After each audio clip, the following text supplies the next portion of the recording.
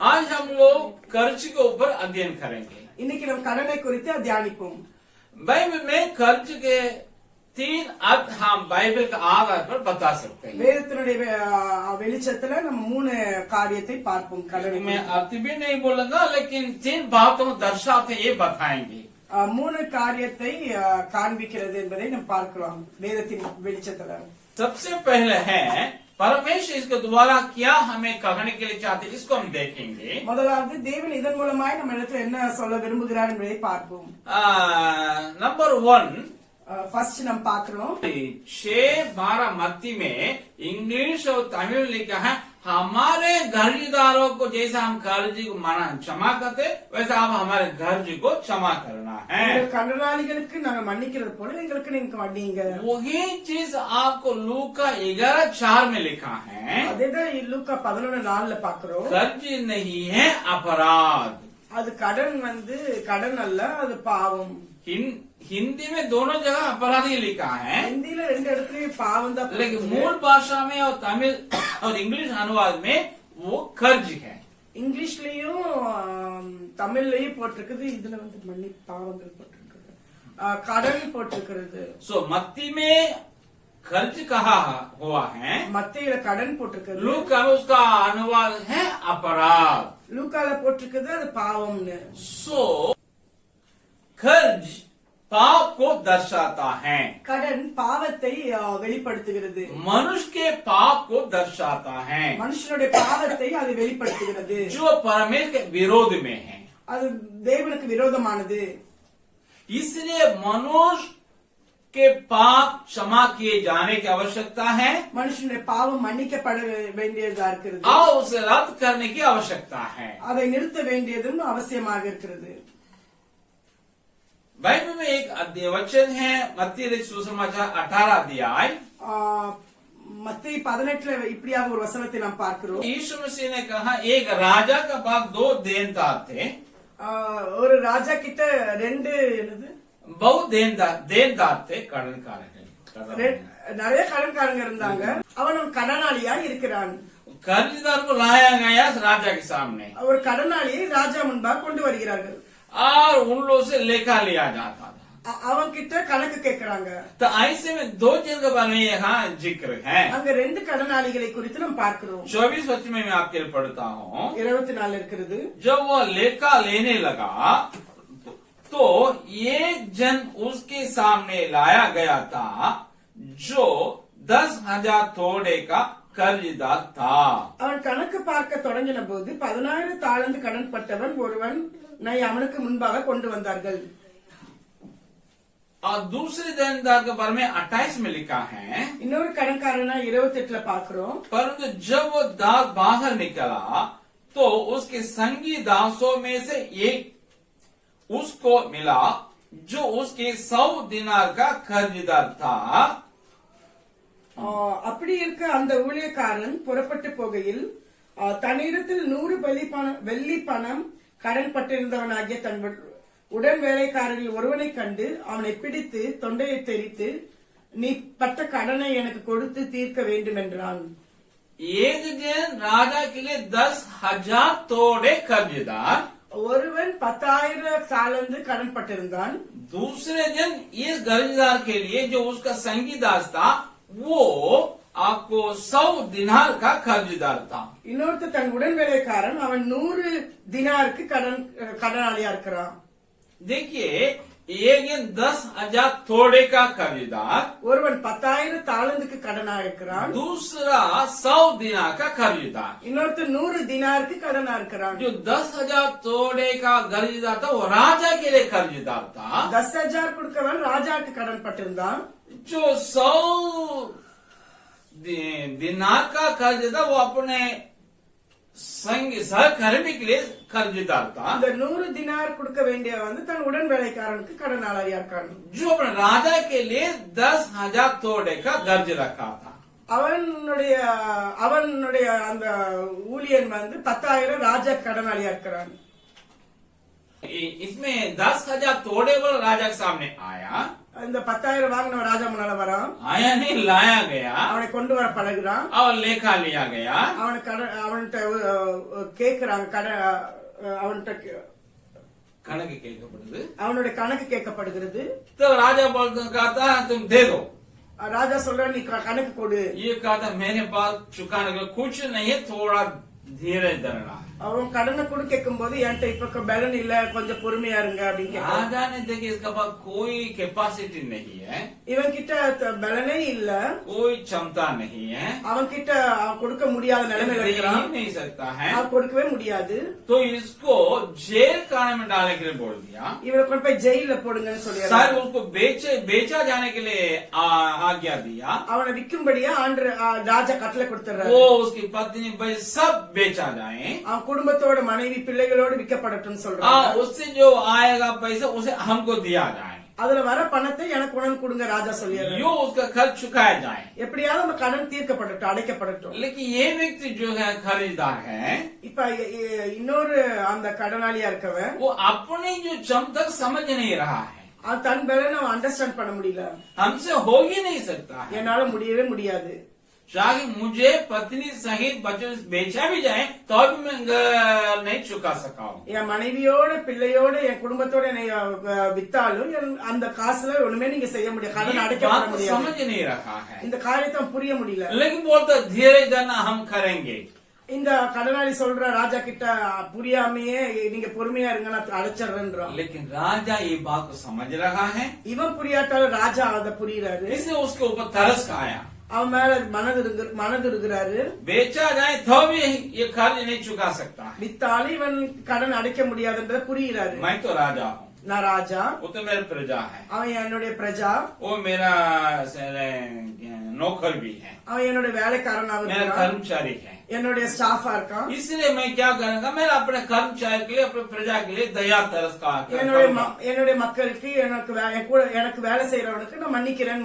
उसका क्षमा कर देते, அவன் மன்னிக்கிறான். एक पैसा भी नहीं चाहिए देना चाहिए. ஒரு பைசா கூட நீ கொடுக்க வேணாம் சொல்லிடுறாரு. जाओ, நீ போ சொல்லிடுறாரு. ये खुशी खुशी लौट रहा है. அவன் குஷியா வீட்டுக்கு வந்துடுறான். आते हुए जाते हुए रास्ते में एक और जन से मिलता है. வழியில இன்னொருத்தனை பாக்குறாரு. वो इसका संगी दास है, அவன் இவனுடைய உடன் வேலையாள், सहकर्मी है. இவனுடைய உடன் வேலைக்காரன். वो इसके लिए कर्जदार है. அவன் இவனுக்கு கடன் பட்டிருக்கிறான். 100 दिनार है. 100 दिनार. ये उसको पकड़ लिया, இவன் அவனை பிடிச்சுக்கிறான். இப்போ हमको कर्ज चुका दो. அவன் சொல்ற நீ என்னுடைய கடனை கொடு. वो भी इसी हालत में वो भी है इसके सामने. அந்த கேக்குறவனுடைய நிலைமையும் அப்படிதான் இருக்குது இவன் முன்னால. धीरे धरना हम चुकाएंगे. இப்ப இவன்கிட்ட சொல்ற நீ கொஞ்சம் பொறுமையா இருங்க நான் கொடுத்துறேன். इसको पता है उसके बाद चुकाने के लिए कुछ नहीं है. இப்ப இவனுக்கும் தெரியுது தன்கிட்ட வாங்கினதுக்கு கொடுக்கக்கூடிய பலன் இல்லன்னு. लेकिन वो उसका गला घोंने लगा. இப்ப அவன் கழுத்தை பிடிக்க ஆரம்பிக்கிறான். हमको दे दो. அவன் கழுத்தை நெரிச்சு கேக்குறான் கொடுன்னு. वो नहीं दे पाया, அவன் கொடுக்க முடியல. जेल खाने में डाल दिया. இப்ப அவனை தூக்கி ஜெயில போட்டுறான். सबको लोग देख रहे हैं, எல்லாத்தையும் மக்கள் பாக்குறாங்க. इनके साथ काम करने वाले लोग देख रहे हैं. அவன் கூட வேலை செய்யற மக்கள் பாக்குறாங்க. जो इनको देखा, राजा इसको क्षमा करते हुए, स्वतंत्र करते हुए, எந்த ராஜா இவனை மன்னிச்சு இவனை விடுதலையாக்கி இருக்காரோ அந்த ராஜா இப்ப பாக்குறாரு. ஆட்கள் பாக்குறாங்க ராஜா எப்படி இவனை மன்னிச்சிருக்காரு, இவனை ஃப்ரீயா விட்டுருக்காரு என்பதை பாக்குறாங்க. राजा இந்த மக்கள் பார்த்தவ போய் ராஜாக்கு கம்ப்ளைண்ட் பண்ணி, आपने जिसको क्षमा किया, ஆண்டவர் ராஜாவே நீர் மன்னிச்ச ஆளு, जिसको आप आजाद किया, எவனை நீங்க ஃப்ரீ பண்ணீங்களோ விடுதலையாக்கினீங்களோ, वो अपने संगीदास को जेल खाने में डाल दिया. தன் உடன் வேலைக்காரன அவன் ஜெயில போட்டுறான். वो मात्र 100 दिनार को देना था, வெறும் 100 दिनार தான் அவன் கொடுக்க வேண்டியது இருக்குது. लेकिन वो भी बोला था हम देंगे, थोड़ा धीरे धरना है. அது அவன் சொல்றான் நான் கொடுத்துறேன் கொஞ்சம் வெயிட் பண்ண சொல்றான். लेकिन ये व्यक्ति उसके तरस नहीं खाया, ஆனா இவன் அவனுக்காக மனசு இறங்க மாட்டான், क्षमा नहीं किया, அவனுக்கு மன்னிக்க மாட்டான், उसको जेल में डाल दिया. அவனை ஜெயில போட்டான். तो राजा फिर उसको बोला है, இப்ப ராஜா இவனை கூப்பிடுறாரு, मैंने तुमको 10,000 थोड़े क्षमा किया था, நான் உனக்கு 10,000 தாளந்தான் நான் மன்னிச்சிருக்கிறேன். तो तुम भी वैसे अपने संगीता करना चाहे कि नहीं चाहिए? நீ உன்னோட உடன்படிக்கைக்கு அப்படி செய்யணுமா வேண்டாமான்னு मैंने கேக்குறேன். ऐसा नहीं किया। நீ அப்படி செய்யல. फिर तुम्हारा जो क्षमा दिया गया है वो रद्द हो गया। உனக்கு கொடுக்கப்பட்ட மன்னிப்பு நிக்கப்பட்டுருச்சு. अभी तुम जेल में चले जाओ। இப்ப நீ ஜெயிலுக்கு போ. जेल में डाल दिया। இப்ப ஜெயில போட்டுறாங்க.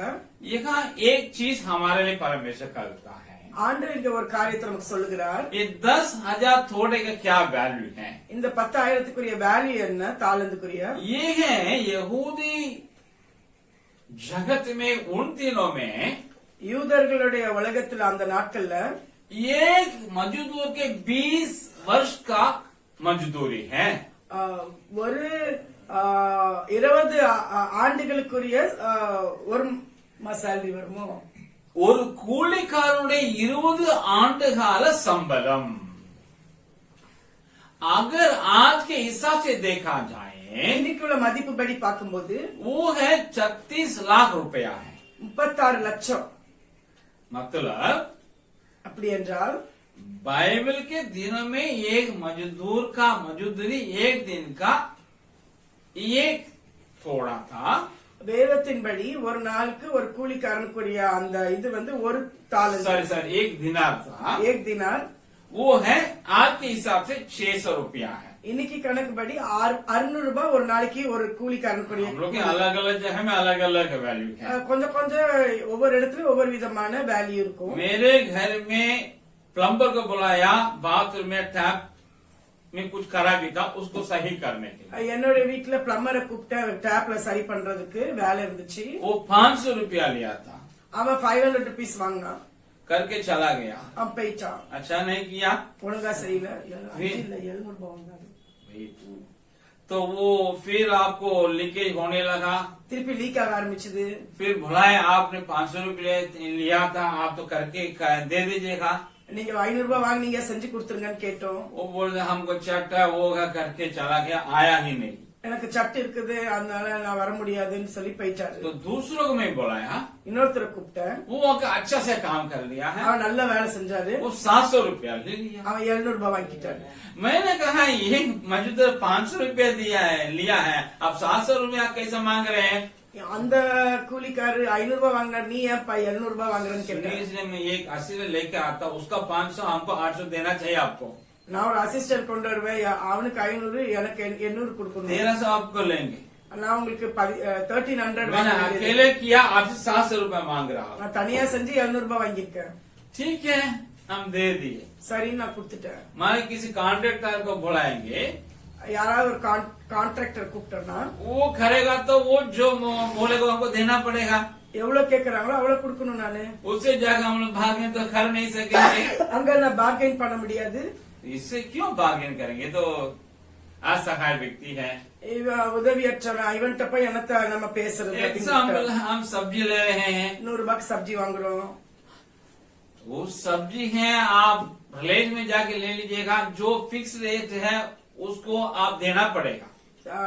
நல்ல கடையில போய் வாங்கினா பிக்ஸ் ரேட்ட கொடுத்தாகணும்। वहाँ आपको सौदा नहीं कर सकेंगे। அதை குறைக்க முடியாது। लेकिन जो दुकान जो रोड में बैठे हुए हैं वो सब्जी वाला जाके पूछेगा, ரோட்ல உட்கார சப்ஜிக்காரங்களை கேட்கும்போது वो बोलेंगे तो आप लोग देते हैं அவங்க எவ்வளவு கேக்குறாங்களோ குடுக்குறோமா? या हम लोग देते हैं? நம்ம குடுக்குறோமா? हम लोग सौदा करते हैं वहाँ पे। அங்க போயிட்டு குறைக்க சொல்லுவோம், இன்னும் குறை இன்னும் குறை। विलेज में 80 रुपया टमाटर बोलेगा था, हम 80 रुपया देते हैं। அதே கடையில பெரிய கடையில போய் 80 ரூபாய் சொன்னா 80 ரூபாய் கொடுத்துறோம்। जो फुटपाथ में बैठे हुए सब्जी वाले से बोलते हैं 80 बोलने से हम 60 को दे दो पूछते हैं। ரோட்ல உட்காந்துக்கிறவங்கள்ட்ட சொல்லுவோம் 80 சொன்னா 60 கொடுங்கணும்। कितनी गलत बात है। எவ்வளவு கெட்ட காரியம்। इसलिए मैंने सोचा, இதனால நான் நினைச்சேன் आगे किसी कॉन्ट्रैक्ट व्यक्ति को बुलाएंगे तो वो 800 रुपया मांगे तो 800 देना पड़ेगा। கான்ட்ராக்ட் ஆளை கூப்பிட்டா அவன் 800 ரூபாய் கேப்பா கொடுத்தாகணும்। लेकिन एक अकेला मजदूर आएगा 700 मांग देने में क्या प्रॉब्लम है? தனியா வந்திருக்கிறான், அவனுக்கு அந்த கூலிக்கு கொடுக்க வேண்டியதுக்குள்ள என்ன பிரச்சனை? அவனுக்கு கொடுத்துட்டேன், நான் கொடுத்துட்டேன்। सो 500 हो 700 हो, 500 700 मैं 600 मान लेता हूँ। நான் 600 வச்சுக்குவேன்। एक मजदूर का एक दिन का 600 रुपया है। ஒரு நாளைக்கு கூலி ஒரு கூலி ஆட்களுக்கு 600। 360 दिन होता है बाइबल के अनुसार। வேதத்தின்படி 360 तो டேஸ்। 60 दिन छुट्टी में छोड़ दीजिएगा। அந்த 360 நாள் நம்ம லீவே விட்டுருவோம்। 300 दिन है, அதுல 300 நாள் லீவை விட்டுட்டு பார்க்கும்போது 600 रुपये एक दिन के लिए ऐसा एक दिन के लिए रख 600 दीजिएगा। ரூபாய் ஒரு நாளைக்குன்னு கணக்கு வச்சுக்கோ. तो आपको लगेगा आपको 1,80,000 है। 1,80,80,000 வருது. अगर उसी को 20 साल के लिए आप गुणा करेंगे அத 20 இயர்ஸ்க்கு நம்ம அதை மல்டிப்ளை பண்ணும்போது 36 लाख रुपया है। 36 lakh நம்ம तो பார்க்கிறோம். एक मजदूर के लिए 36 लाख रुपया कर्ज को वापस करना साधारण बात नहीं है। ஒரு கூலிக்கு 36 லட்சம் கடன் அடைக்கணும்னா சாதாரண காரியம் இல்ல. हम सबका जो कर्ज है वो परमेश्वर विरोध में हो इतना बड़ा है।